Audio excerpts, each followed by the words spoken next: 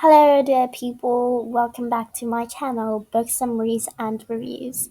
On this channel, I make videos regarding book summaries and reviews. Right now I'm focusing on the Valley of Fear PLAYSCRIPT. I have already posted two videos, Valley of Fear Act 1 Scene 1 and Valley of Fear Act 1 Scene 2, and today we're going to be diving into Act 1 Scene 3. Before we dive into this thrilling scene, I want you to like, share, and subscribe for more. Hey there, book buddies! Welcome back to my channel where I make bookish things easy to understand. And today we are diving into Act 1, Scene 3 of The Valley of Fear. Just imagine we're in Baker Street in the year 1895, joining the incredible detective Sherlock Holmes on another adventure. Let's start with the summary. The setting where the scene is taking place is Baker Street, 1895. Holmes. Now, you all must be familiar with who Sherlock Holmes is. He's a great detective in the literature world, in the world of literature. Holmes, a detective, is trying to decipher a secret message that reads 534 C2 13. He suspects that Professor Moriarty is a powerful and cunning criminal behind many evil schemes.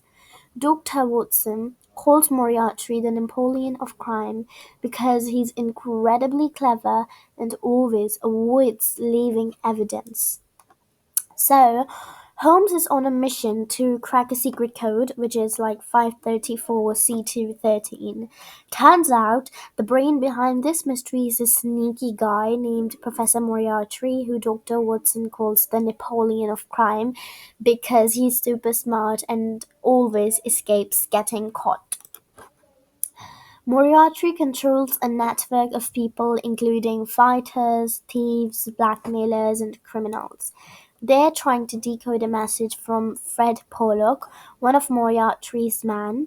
Pollock asks Holmes to burn the message because he thinks Professor Moriarty suspects him of being a traitor, which he is. So Moriarty has this gang of people like fighters and thieves. One of his guys, Fred Pollock, sends Holmes a secret message asking him to burn it because he's afraid Moriarty thinks he's a traitor, and he is. Holmes and Watson try to guess the book used for the code. They first think it's the Bible, but that doesn't work because different editions have different page numbers. Then they consider Bradshaw, a railway timetable, but it has limited vocabulary. Finally, they settle on Whitaker's Almanac. Now Holmes and Watson play detective themselves. They try to figure out which book holds the key to the secret code. They think it might be the Bible or a railway timetable called Bradshaw, but nope, it's Whitaker's Almanac that does the trick. They successfully decode the message, which warns of danger to someone named Douglas at Birlstone Manor. Just then, Inspector MacDonald enters and informs them that Mr. Douglas was murdered that morning. They decode the message and find out it's a warning about someone named Douglas in Birlstone Manor being in trouble. But here's the shocker. Right at that moment, McDonald shows up and drops a bombshell. Mr. Douglas was murdered that very morning. Now it's time to review the main points. Holmes deciphers a secret message. He suspects Professor Moriarty, a criminal mastermind.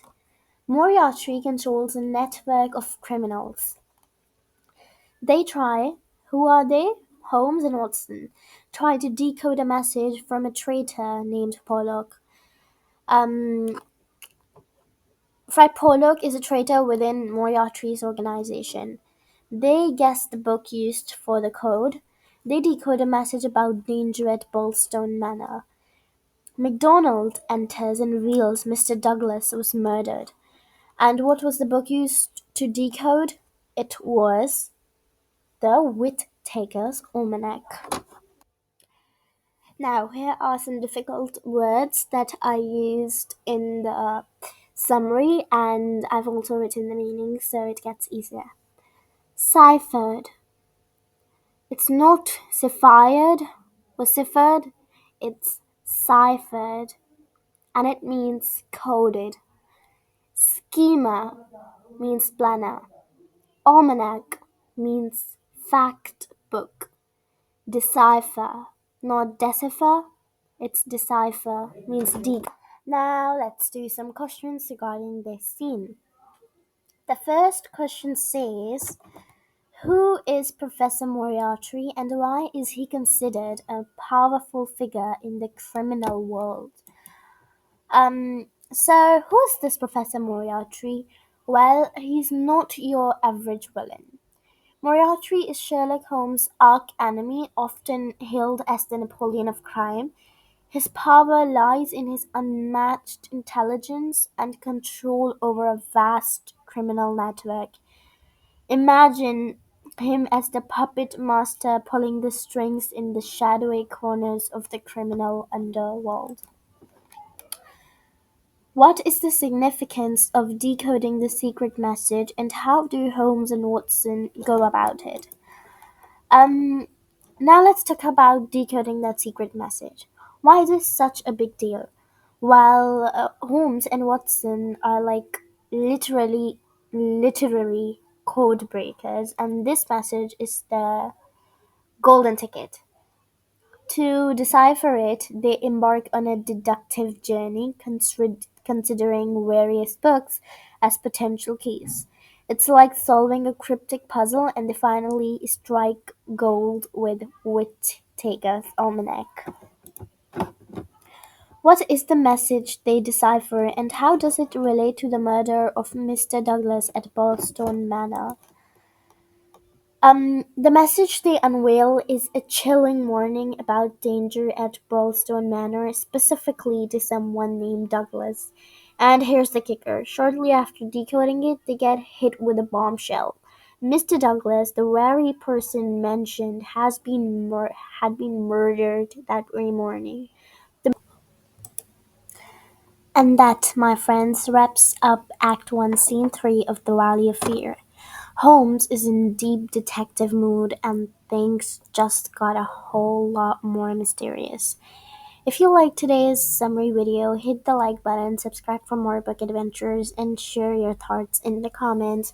Until next time, happy reading and keep it simple.